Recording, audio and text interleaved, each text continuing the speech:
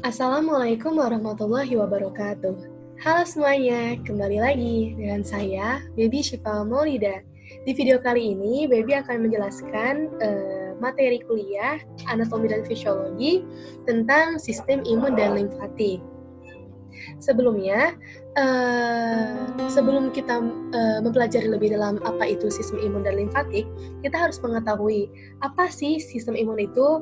Nah, jadi teman-teman, sistem imun itu merupakan kan imun berarti kan imunitas gitu kan, berarti suatu pertahanan pada organisme untuk melindungi tubuh dari pengaruh biologis luar dengan mengenali dan membunuh patogen. Nah, kalau misalkan untuk limfatiknya itu sendiri, yaitu limfatik ini juga dikenal sebagai getah bening, di mana merupakan bagian penting dari sistem kekebalan atau imunitas tubuh. Nah, sistem limfatik ini juga berperan dalam menghasilkan, menyimpan, dan membawa sel-sel darah putih untuk melawan infeksi. Seperti itu, teman-teman. Kita lanjut ya, teman-teman. Nah, di dalam sistem imun juga itu dia memiliki molekul imun. Nah, molekul imun di dalam sistem imun ini tidak berbentuk sel, teman-teman. Nah, apa namanya, teman-teman? Astagfirullahaladzim. Jadi molekul imun ini tidak berbentuk sel. Dia ini ada berupa antibodi atau imunoglobulin yang banyak dihasilkan oleh sel beta. Ada komplement, ada protein reaktif C, ada interferon. Nah, perlu diketahui teman-teman, kalau misalkan antibodi ini kan dia antibodi atau imunoglobulin ini yang banyak dihasilkan oleh sel beta ini, dia ini glikoprotein dengan struktur tertentu gitu kan, yang disekresikan oleh sel beta. Nah, jadi sel betanya ini sudah teraktivasi menjadi sel plasma sebagai respon dari antigen tertentu dan reaktif terhadap antigen tersebut. Seperti itu, teman-teman. Kan namanya juga antibodi kan. Tadi kan ada bahasa reaktif terhadap antigen tersebut gitu kan. Berarti kan kayak misalkan suatu antigen atau antigen itu biasa kayak semacam virus, bakteri, protozoa, parasit, dan lain-lain sebagainya, atau virus dan lain sebagainya. Nah, jadi kalau misalkan awalnya tuh misalkan dia kena gitu kan, terus misalkan kedua kalinya gitu, dia kena lagi gitu kan. Jadi si antibody ini dia sudah mengenali antigen ini, sudah mengenali si virus tersebut gitu kan. Jadi gitu, teman-teman. Terus kalau misalkan untuk yang interferon, kalau misalkan interferon ini teman-teman nih, kalau yang ini interferon ini, dia ini khusus untuk melawan virus, teman-teman. Seperti itu. Nah, sekarang antibody. Nah, tadi ya teman-teman yang tadi sudah dijelaskan, ini kan antigennya nih, atau misalkan virusnya gitu kan. Ini antibodinya nih. Jadi dia sudah mengenali si antigen itu sendiri gitu, teman-teman. Oke, sekarang lanjut sel dan jaringan dalam sistem imun. Nah, banyak kan ya di dalam imun itu banyak sel dan jaringannya gitu kan. Ada sel basofil dan sel mas, ada sel neutrofil, ada sel eosinofil, ada monosit, ada makrofag, ada limfosit dan sel plasma, dan ada juga sel dendrit. Di mana teman-teman sel basofil dan sel mas ini dia ini tidak terdapat di dalam darah, teman-teman. Kalau misalkan neutrofil, dia sekitar ada 50-70% dia itu ada dalam darah gitu kan. Nah, neutrofil ini dia ini apa, teman-teman? Berukuran sedang ya, kita bisa lihat, teman-teman. Ini berukuran sedang, dia memiliki banyak sel-sel, banyak inti sel. Nah, tetapi sel-sel inti selnya ini tidak beraturan. Nah, kalau misalkan basofil dan sel mas ini, dia ini memiliki granula-granula, teman-teman, granula-granula. Kita lanjut kalau eosinofil. Kalau misalkan eosinofil ini sekitar 1-3% ya. Dia jadi limfosit, eosinofil sel darah putih ya. Dia ini hanya sedikit banget gitu kan, teman-teman. Nah, eosinofil ini juga dia memiliki granula gitu kan. Dia memiliki granula yang ukurannya cukup besar, teman-teman ya. Tuh bisa lihat, teman-teman. Agak lumayan gitu kan dibanding neutrofil, teman-teman. Nah, mekanisme kerja eosinofil juga, dia ini dengan cara melepaskan racun yang keluar nih dari butirannya itu. Jadi dia melepaskan racun yang keluar dari butirannya itu yang dapat menghancurkan patogen. Nah, patogennya itu seperti ini teman-teman, seperti parasit, bisa kita lihat teman-teman. Kalau misalkan monosit dan makrofag, ini dia sekitar ada 1-6% di dalam darah ya teman-teman. Nah, ini ada limfosit dan sel plasma, ada sekitar 20-35%. Ada sel dendrit gitu ya teman-teman. Nah, oh ya teman-teman, untuk yang sel basofil, dia ini sebetulnya ada di dalam darah, cuma nggak banyak, sekitar 0,5% teman-teman. Sekitar 0,5% ada di dalam aliran darah. Nah, si fungsi basofil ini sendiri, dia ini untuk memiliki kemampuan untuk mengeluarkan anti koagulan dan antibodi. Nah, yang mencegah terjadinya penggumpalan darah dan mendorong pergerakan sel darah putih. Nah, selain itu juga sel basofil ini juga berperan aktif dalam melindungi sistem kekebalan tubuh dengan menangkal serangan zat asing gitu. Jadi kalau misalkan ada zat asing, dia nih tugasnya si basofil ini nih, dia jadi menangkal untuk yang benda-benda asingnya itu kayak masuk, seperti itu teman-teman. Kita lanjut. Nah, ini teman-teman, di sel imun itu kan tadi ada leukosit, ada sel plasma, ada makrofag, ada sel mast. Nah, di leukosit juga ini dia terdiri dari sel darah putih kan, ada neutrofil, ada basofil, ada eosinofil, ada monosit, ada limfosit.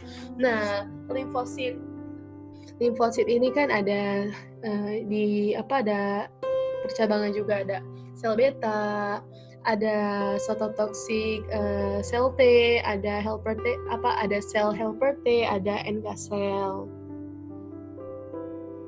Nah, ini kepingan darah nih teman-teman nih. Kepingan darahnya. Namanya itu, bentuknya itu seperti yang cekung itu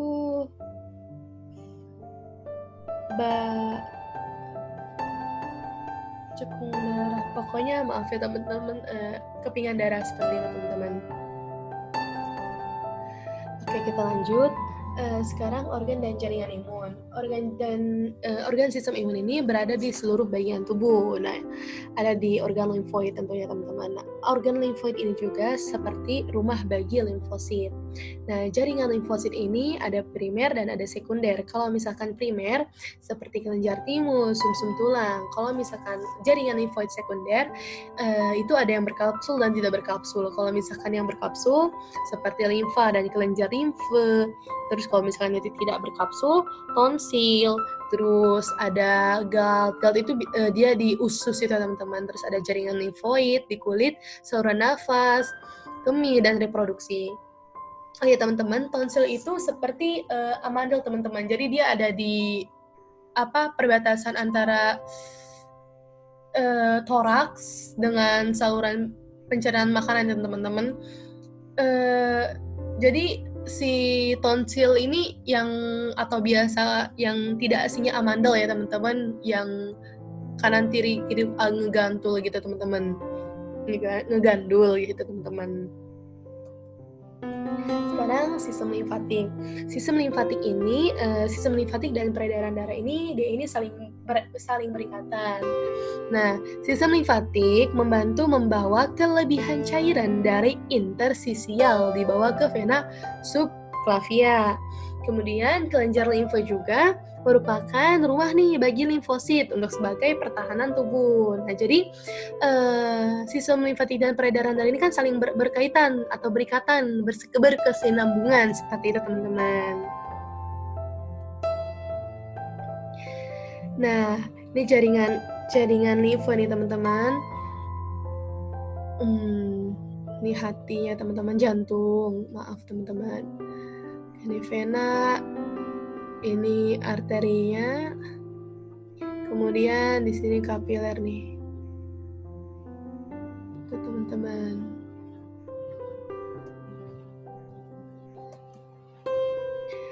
Nah, seperti ini teman-teman, kalau lebih dalamnya, ini di kapiler sini.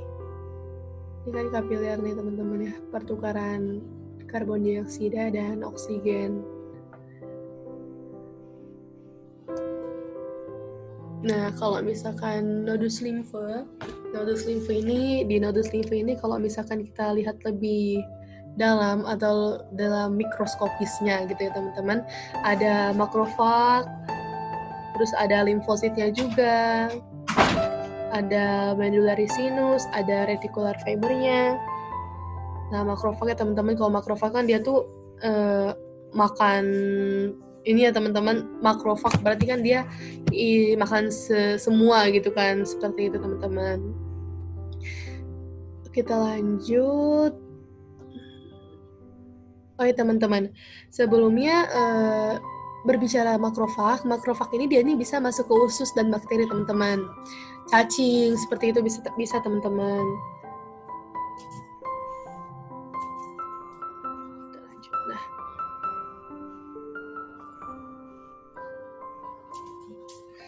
Oke, sekarang organ limfoid.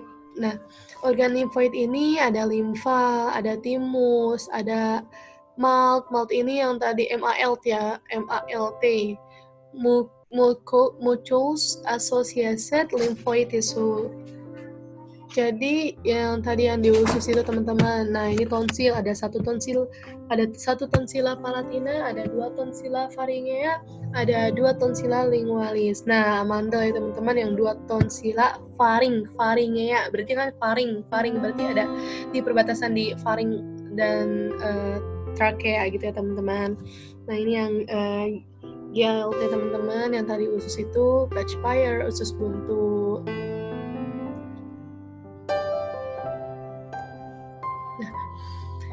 Nah, ini limfa teman-teman. Ini banyak kan pembuluh darah vena, pembuluh darah arteri gitu teman-teman. Nah,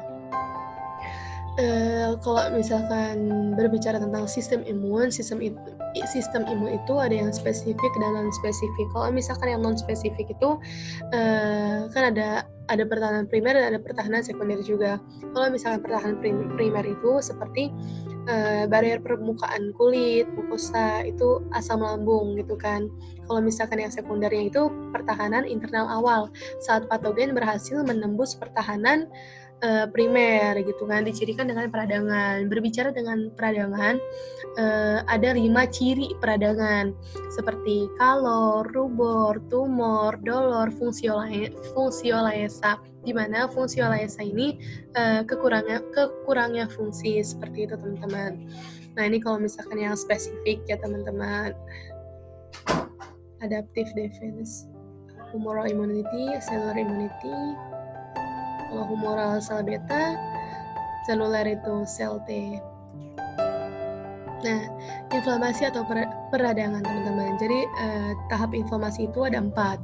Ada yang pertama, pelepasan faktor-faktor kimia vasoaktif atau mediator inflamasi, ada kemotaksis, ada fagositosis, dan ada pemulihan. Jadi kalau misalkan kita lanjut ke sini teman-teman, kalau misalkan pelepasan mediator inflamasi itu ada di dalamnya ada histamin, ada serotin, ada derivat asam arakidonat, ada kinin. Nah, derivat asam arakidonat ini ada leukotrien, prostaglandin, tromboxan. Kalau misalkan kinin ini protein plasmanya teraktivasi. Nah, faktor-faktornya ini mengakibatkan dapat vasodilatasi, peningkatan permeabilitas kapiler sehingga menjadi bengkak. Ada juga pembatasan area cedera. Jadi dia bekuan fibrin, seperti itu teman-teman. Nah, ini cedera nih.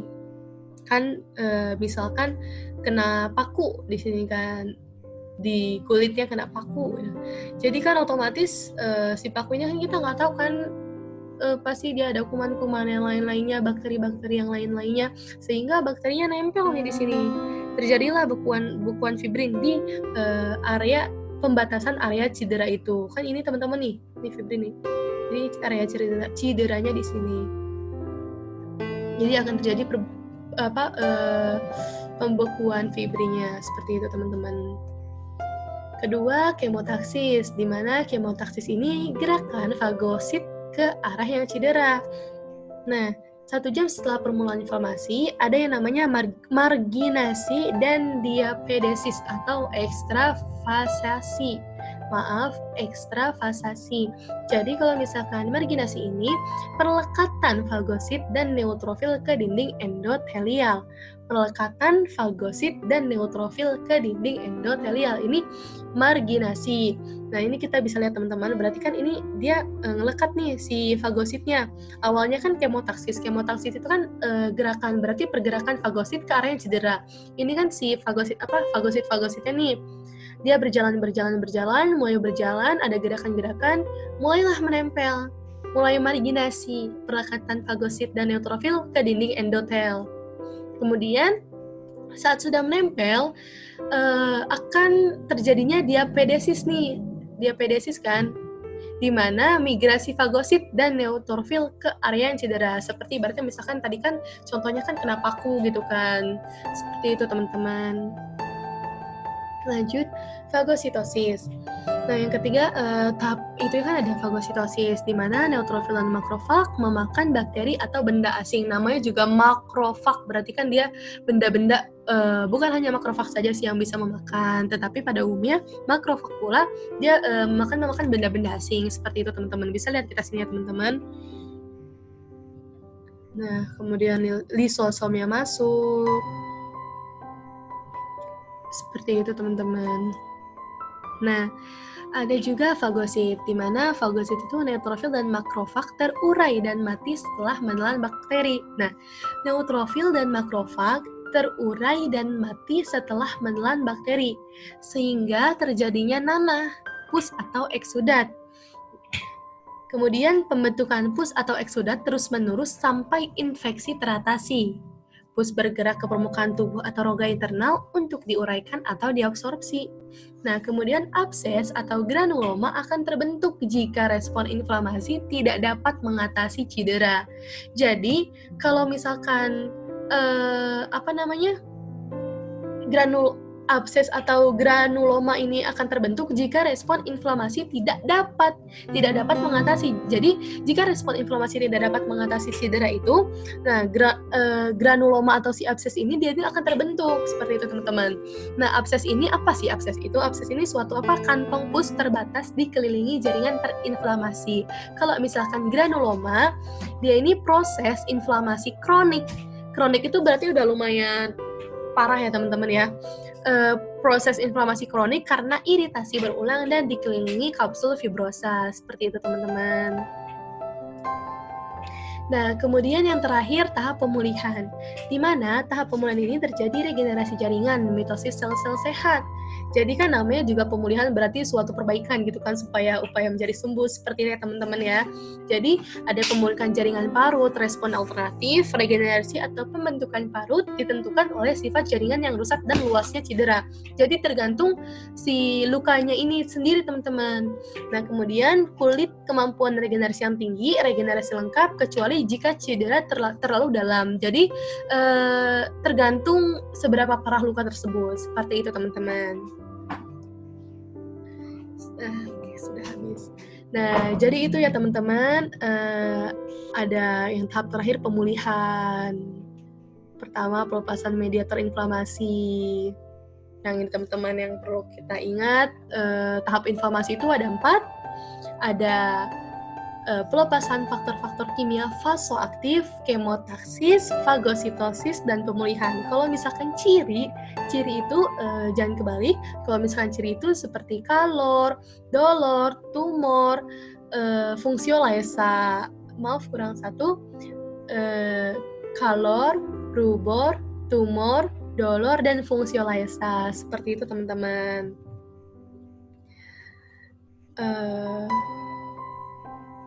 Sepertinya hanya itu yang bisa saya sampaikan. Maaf, banyak kekurangan-kekurangan. Mudah-mudahan teman-teman bisa mengerti apa yang saya jelaskan. Kurang lebihnya mohon maaf. Wabillahi taufiq wal hidayah. Wassalamualaikum warahmatullahi wabarakatuh.